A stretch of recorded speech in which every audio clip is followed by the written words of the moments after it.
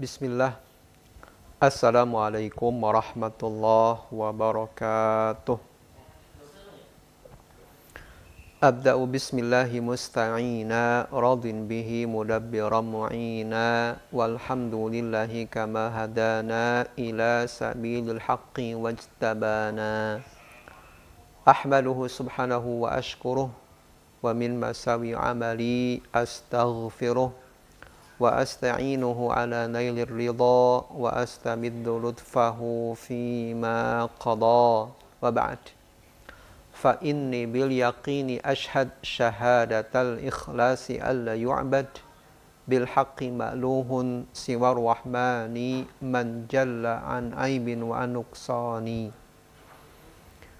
wa anna khaira khalqihi muhammada man ja'ana bil bayyinati wal huda rasuluhu ila jami'il khalqi bin nuri wal huda wa dinil haqqi Shalla alaihi rabbuna wa majjada wal ali was sahbida wa man sarmada. Sahabat Gema Islam rahimani wa rahimakumullah, dan juga pendengar setia radio Riyadul Jannah yang semoga Allah Subhanahu wa taala senantiasa menganugerahkan kepada kita hidayah dan taufiknya, amin. Melanjutkan pembahasan yang tertunda pada pertemuan sebelumnya, masih di Kutaib yang mulia, yaitu tentang cara mudah membiasakan anak untuk sholat berjamaah. Kita telah sampai ke poin-poin terakhir dari 92 poin yang telah kita paparkan. Poin yang ke-86, mu'alif hafidhahallahu ta'ala menyebutkan utlub min waladikal kabir zakar wa untha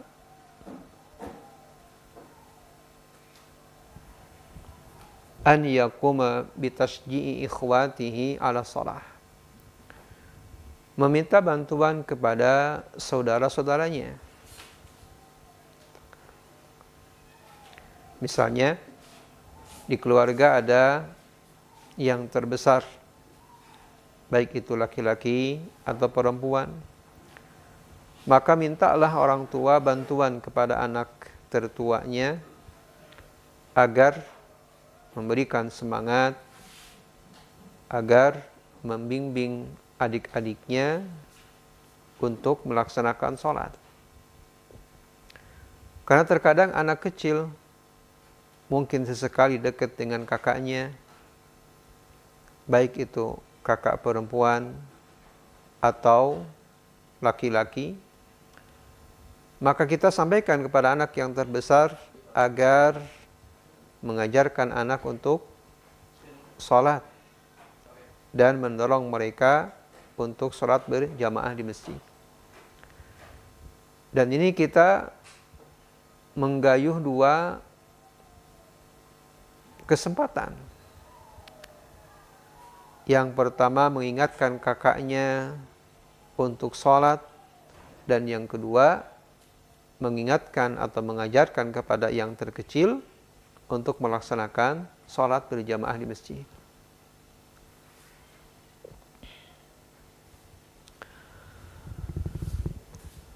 Poin yang ke-87,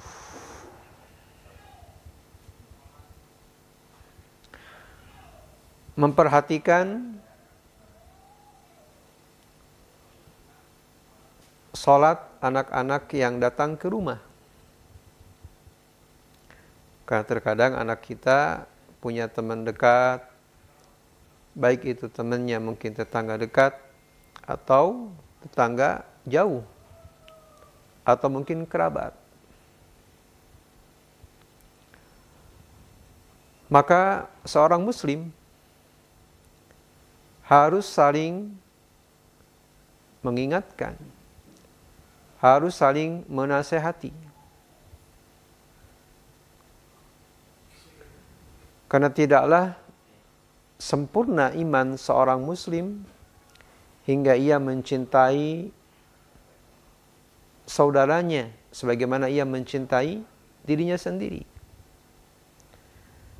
Tatkala momen misalnya anak mungkin saling berkunjung, maka peran orang tua mengingatkan anak yang datang atau teman anak kita, plus juga sekaligus mengingatkan anak kita agar sholat berjamaah.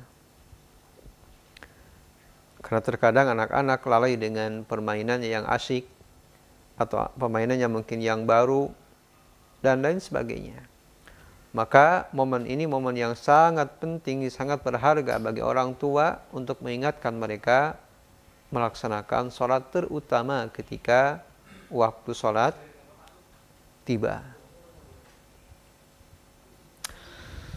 Sahabat gemah Islam rahimani wa rahimakumullah. Kemudian poin yang ke-88.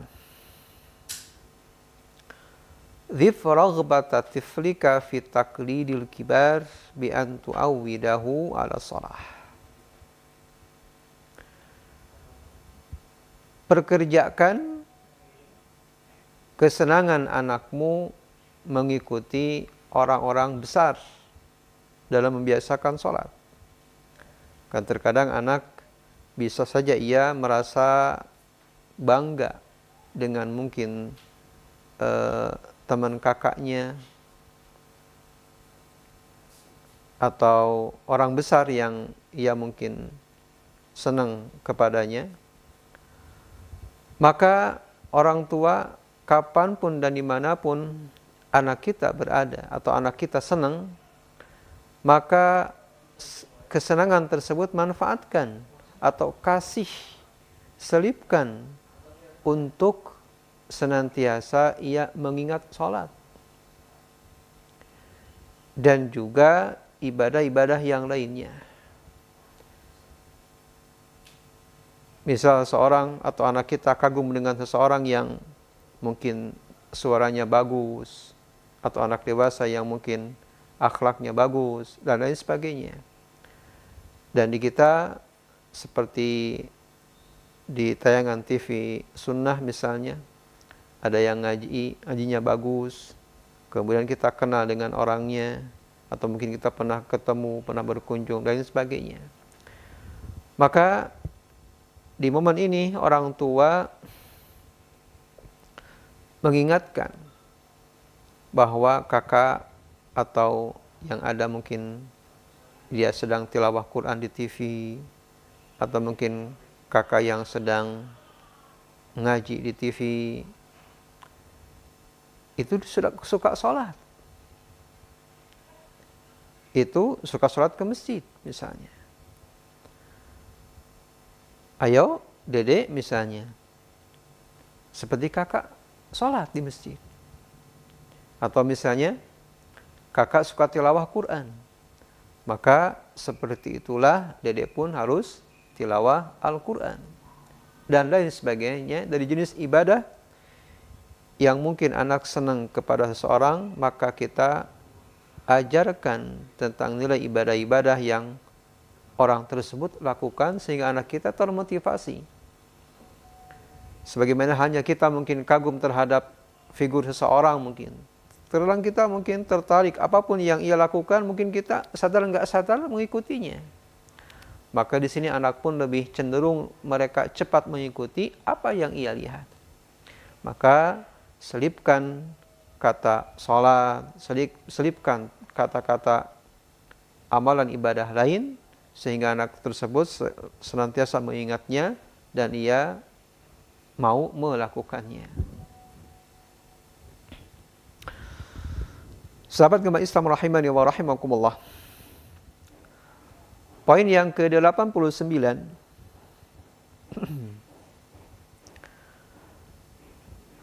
Melakukan amar ma'ruf nahi munkar.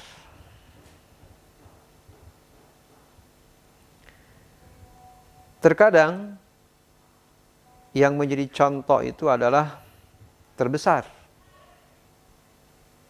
Yang mana kalau kita mungkin memiliki anak 4 misalnya, yang jeda kelahirannya mungkin agak sedikit jauh.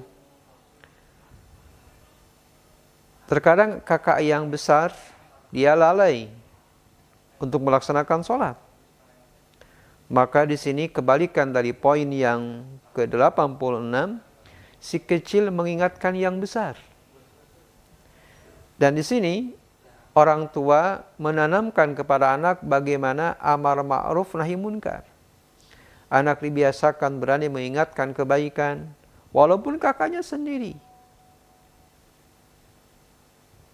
Maka di sini adik atau yang terkecil diajarkan kepada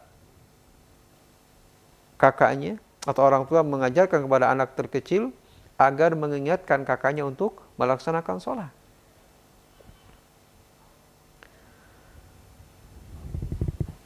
Dan di sini orang tua tatkala yang kecil mengingatkan yang besar, tentu harus mendampinginya. Terkadang kakaknya kalau lagi egois mungkin tidak menerima apa, mungkin sok kecil apa dan lain sebagainya. Nah, maka tatkala keluar ucapan yang tidak nyaman bagi si kecil, orang tua segera mengingatkannya. Karena kalau anak kecil tatkala ia misalnya bertingkah atau bersikap yang mungkin langsung ditegur atau mungkin langsung dilemahkan, itu anak kecil pasti nggak akan lagi mau mengingatkannya. Maka di sini orang tua apabila kakaknya tatkala diingatkan ia memunculkan egonya, maka orang tua harus segera menegur kakaknya agar tidak terjadi pertengkaran, agar si kecil tidak lemah semangatnya, sehingga di sini terjadi saling menghargai antara yang besar dengan yang kecil. Sahabat gemba Islam rahimani wa rahimakumullah. Poin yang ke-90. Ibu senantiasa mengingatkan anaknya untuk sholat kapanpun dan dimanapun. Poin ini lebih khusus apabila orang tua atau ibu terutama yang ditinggal suaminya. Misal ibu ditinggal wafat suaminya, atau cerai, atau mungkin suaminya pergi jauh untuk mencari nafkah, atau kondisi lain yang menghalangi bapak hadir dengan anaknya. Maka di sini peran ibu sangat menentukan bagaimana anak-anak kecilnya terbiasa untuk sholat. Jangan sampai beralasan bahwa memerintah kepada kebaikan atau mengajarkan sholat itu tanggung jawab suaminya. Tidak. Justru di sini peran ibu sangatlah berpengaruh kepada anak. Kita mungkin pernah dengar kisah bagaimana orang-orang terdahulu sukses dunia dan akhiratnya karena peran daripada ibu. Maka di sini pun sama. Ibu akan sangat berperan mengingatkan anak, membiasakan anak untuk sholat tatkala suaminya tidak ada. Kemudian kebalikannya juga sama. Apabila suami misalnya atau seorang ayah istrinya tidak ada, bisa mungkin ditinggal wafat atau mungkin sakit,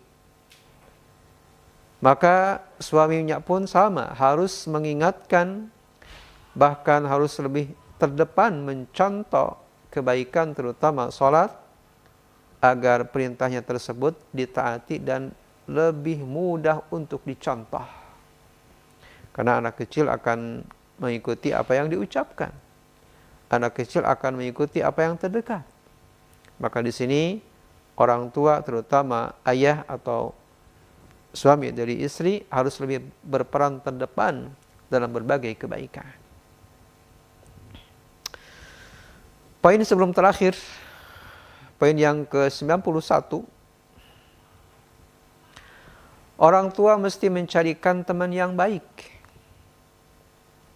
Jangan sampai anaknya misal, nggak ada masalah di luar, baik-baik saja. Padahal kita nggak tahu apa yang terjadi sebenarnya. Maka sebelum terjerumus kepada pergaulan yang bebas, atau anak terjerumus kepada naudzubillah misalnya maksiat, karena bisa jadi sebab maksiat tersebut pergaulan, maka orang tua mesti memilihkan bagi anaknya teman yang terbaik dari teman-temannya. Maka tatkala misalnya didapatkan bahwa anaknya ini memiliki teman yang baik, jadikanlah kesempatan untuk mengambil faidah dari teman yang baik tersebut. Bisa dengan cara misalnya kita mengajak anak kita untuk mengunjungi rumahnya. Di sana mungkin kita duduk bareng, ngobrol, dengan mengingatkan kakak atau temannya tersebut, atau mengajarkan kepada anak kita tentang sholat.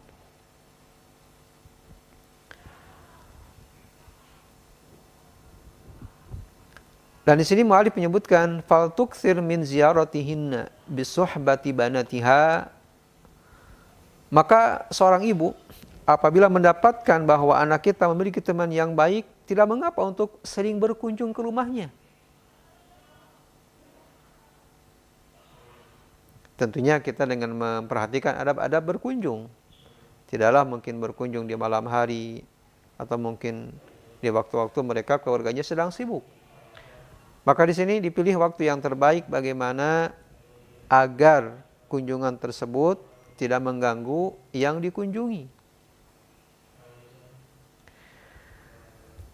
Dan juga ayahnya, tatkala mungkin mengetahui bahwa anaknya memiliki teman yang baik, maka hendaknya sebagaimana yang telah diperintahkan kepada ibu. Hendaklah dia mungkin bisa untuk menghubungi ayahnya terlebih dahulu, minta izin, karena mungkin dia merasa kagum dengan anaknya yang senantiasa taat kepada Allah, senantiasa sholat 5 waktu.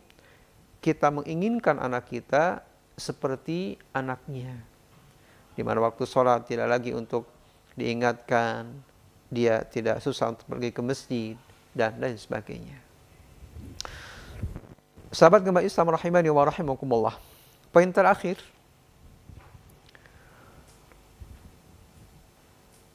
sebagai orang tua, setelah 91 poin berlalu, kita optimis. Kita yakin. Kita berazam. Kita akan senantiasa memohon pertolongan kepada Allah, senantiasa mengingatkan anak kita dengan tidak bosannya, akan memperhatikan anak-anak kita, terutama dalam sholat. Kita akan mengingat bahwa memerintah kepada anak kebaikan, terutama sholat, adalah jihad. Dan yang namanya jihad tentu adanya kesulitan, adanya rintangan. Ingat bahwa semua rintangan, semua kesulitan itu akan mendapatkan balasan dari Allah Subhanahu wa taala. Oleh karena itu, kita jangan bermalas-malasan, jangan berputus asa dalam mengajak kebaikan, terutama mengajak untuk anak-anak kita terlebih dahulu dalam melaksanakan ketaatan kepada Allah, di antaranya melaksanakan sholat berjamaah di masjid. Sahabat gemba Islam rahimani wa rahimakumullah, mungkin itu kurang lebih 92 poin yang telah berlalu dalam membiasakan anak muda untuk melaksanakan sholat. Barakallahu fikum. Sahabat gemba Islam rahimani wa rahimakumullah, apa yang telah kita bahas kurang lebih mungkin beberapa minggu ke belakang, ini adalah pendidikan usia dari 7 tahun sampai 14. Yang mana dari kitab yang mulia ini, yaitu kitab Tarbiyatul Aulad fi Daw'il Kitab wa Sunnah, buah karya dari Syekh Shalih Fauzan Ibnu Fauzan hafizallahu taala. Beliau menyebutkan ada 6 poin penting yang mesti kita ajarkan kepada anak kita di usia keemasan. Itu usia 7 sampai 14 tahun. Poin yang pertama yaitu sholat. Dan kita telah bahas apa itu sholat. Kemudian metode mudah bagi anak agar membiasakan sholat. Poin yang kedua dari 6 poin yaitu ta'limuhul Qur'an al-Karim. Sebagai orang tua, selain bertanggung jawab memberikan makan dan minum, juga pendidikan, adalah mengajarkannya Al-Qur'anul Karim. Bagaimana anak agar bisa membaca Al-Quran? Tentu dengan metode yang orang tua mungkin lebih paham. Kalaupun tidak bisa, maka kita bisa mencari dengan mencari orang lain agar mengajarkannya Al-Quran. Perlu diketahui bahwa banyak kebaikan yang akan didapatkan oleh anak kita,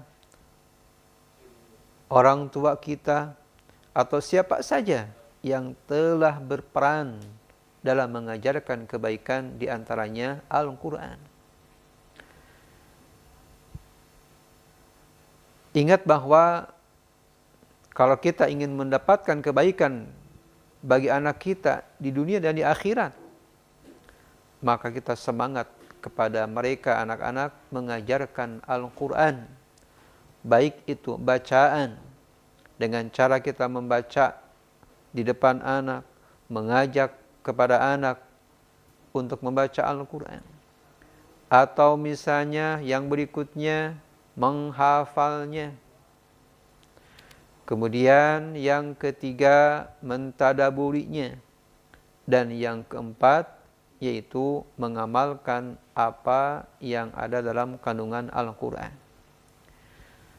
Maka 4 tingkatan inilah cara kita mengajarkan anak kepada Al-Quran, yaitu membaca, menghafal, mentadabur, dan mengamalkannya. Ingat bahwa Rasul kita Muhammad SAW bersabda, khairukum man ta'alamal Qur'ana wa 'allamah. Sebaik-baik di antara kalian adalah orang yang mengajarkan Al-Quran dan mengamalkannya. Dalam hadis lain Rasul kita Muhammad sallallahu alaihi wasallam bersabda, innallaha yarfa'u bihadzal kitabi aqwaman wa yadha'u bihi akharin. Bahwa Allah Subhanahu wa taala akan mengangkat derajat dengan Al-Qur'an ini sebuah kaum, dan juga sebaliknya Allah akan merendahkan derajat sebagian kaum karena sebab Al-Quran. Kemudian bisa kita kisahkan atau ceritakan kepada anak. Misal kita mungkin mengadakan kajian di rumah dengan keluarga, atau tatkala kita mengajarkan kepada anak Al-Quran, kita menceritakan kisah-kisah ulama terdahulu. Mulai dari imam madhab, masalah contohnya madhab Imam Abu Hanifah, Imam Syafi'i, Imam Maliki, Imam Ahmad bin Hanbal, yang mereka semua adalah para ulama, para mujtahidin, yang mereka menghafal Al-Quran di bawah usia 10 tahun. Dikisahkan bahwa Imam Syafi'i rahimahullah, ia menghafal Al-Quran ketika usianya 7 tahun. Imam Nawawi rahimahullah, ia menghafal Al-Quran usianya 10 tahun. Ibnu Taimiyah rahimahullah pun sama, menghafal Al-Quran sebelum mereka dewasa. Kemudian juga Syekh bin Baz rahimahullah, mereka pun atau beliau pun menghafal Al-Quran sebelum usia mereka dewasa. Dengan demikian anak kita mudah-mudahan termotivasi ingin menjadi seorang ulama, ingin paham lebih mendalam tentang agama, maka mulailah dengan Al-Quran. Kemudian timbul pertanyaan, bagaimana cara mengamalkan Al-Quran? Kita ingin mengajarkan kepada anak tilawah, cara membacanya, menghafalnya, mentadaburinya, dan mengamalkannya. Sahabat gemah Islam rahimani wa rahimakumullah. Cara mengajarkan Al-Quran kepada anak kita dikisahkan di sini kisah para salafun salih. Sebuah riwayat yang diterima dari Atha ibnu Sa'ib bahwa bapaknya Abdurrahman As-Sulami mengatakan bahwa kami belajar Al-Quran dari sebuah kaum. Mereka mengabarkan kepada kami bahwa dahulu mereka mempelajari Al-Quran tidak melebihi 10 ayat. Maksudnya bahwa mereka mempelajari Al-Quran 10 ayat itu ya tilawah, ya menghafal, kemudian tadabbur plus mengamalkannya. Dan ini mungkin kita yang lupa bahwa kita bagus mengajarkan tilawah kepada anak, kemudian mentalkinkan hafalan kepada anak, tetapi kita lupa mentadaburi ayat. Dan cara mentadaburi ayat adalah dengan melihat tafsirannya, bukan menurut hawa kita, bukan menurut nafsu kita. Jadi di sini orang tua harus memiliki perpustakaan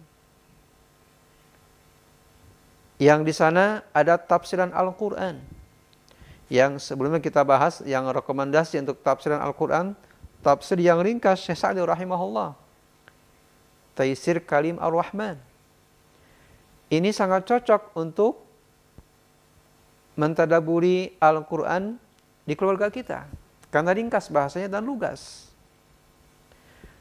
Maka metode yang sangat jitu ini, para salafun saleh dahulu telah melakukannya.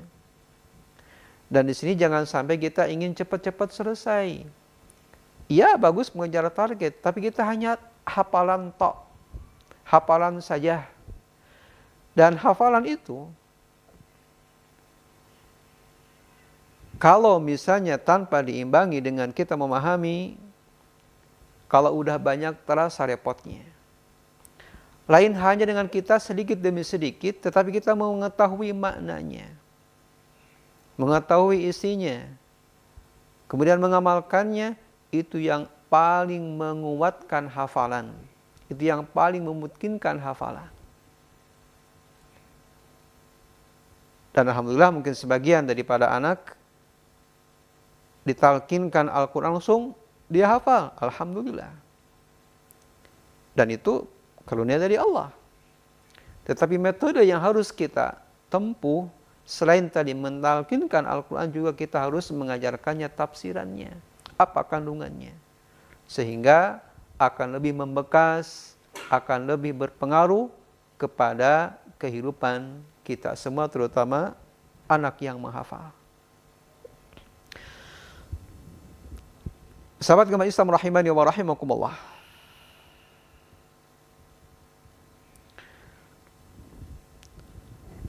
Metode tadi bahwa Al-Quran dengan dihafal 10, tidak melebihi 10 ayat. Lihat kita kisah Rasul kita Muhammad sallallahu alaihi wasallam. Berapa tahun beliau sallallahu alaihi wasallam menerima Al-Quran dari malaikat Jibril? Kurang lebih 23 tahun. Lama. Sehingga beliau sallallahu alaihi wasallam atau Aisyah menyebutkan kana Nabi sallallahu alaihi wasallam khuluquhul Quran. Bahwa akhlak Nabi sallallahu alaihi wasallam adalah Al-Quran. Karena beliau sedikit demi sedikit menghafalnya, mentadaburinya, kemudian beliau mengamalkannya sehingga Al-Quran menjadi akhlak dalam kehidupannya. Maka tentulah kita ingin mencontoh Nabi kita Muhammad SAW dalam berbagai sikap kita, terutama diantaranya dalam kita mentalkinkan, membaca, menghafal, dan mengamalkan Al-Quranul Karim.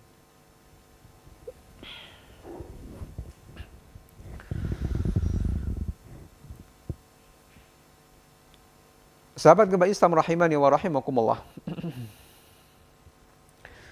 Kemudian sebagai penyemangat orang tua dalam mengajarkan Al-Quran kepada anak-anaknya, bahwa orang tua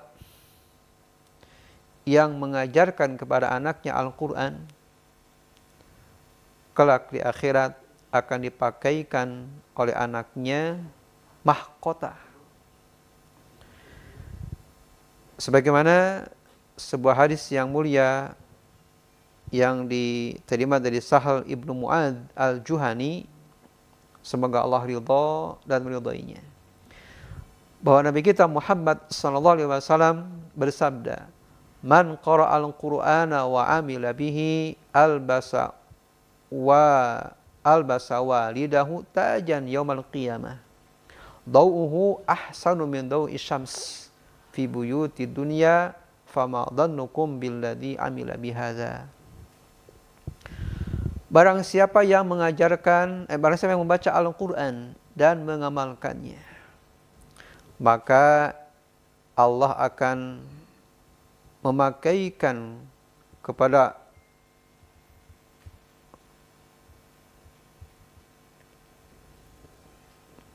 albasa walidahu tajan yaumal qiyamah. Nah, di sini bahwa kedua orang tua akan memakaikan mahkota pada hari kiamat, yang mana cahayanya lebih baik daripada cahaya matahari. Ini di dunia. Maka apalagi kelak di akhirat yang kenikmatannya sungguh tidak dapat dibayangkan dengan kenikmatan kita di dunia. Maka bersemangatlah para orang tua mengajarkan kebaikan kepada anak, di antaranya mulai dari terkecil mungkin, yaitu mengajarkan anak kita membaca Al-Quran, anak kita menghafal Al-Quran, dan selain itu kita pun mulai untuk memahami tafsirannya sehingga kita mampu mengamalkan isi Al-Quranul Karim. Terakhir, bagaimana kalau misalnya kita udah tua misalnya atau udah lanjut usia, tetapi kita ingin mendapatkan keutamaan dari Al-Quran? Maka tidak ada kata terlambat. Selama kita masih mampu, selama ada kesempatan, maka manfaatkanlah kesempatan, kemampuan yang Allah berikan kepada kita, sehingga kita mampu melaksanakan, apa yang telah Rasulullah SAW sabdakan dalam kehidupan kita sehari-hari. Sahabat gemba Islam rahimani wa rahimakumullah, mungkin 2 poin terlebih dahulu dari 6 poin yang ada dalam kitab ini, itu tentang tarbiyatul aulad fi daul kitab wa sunnah. Mudah-mudahan apa yang disampaikan bermanfaat. Barakallahu fikum.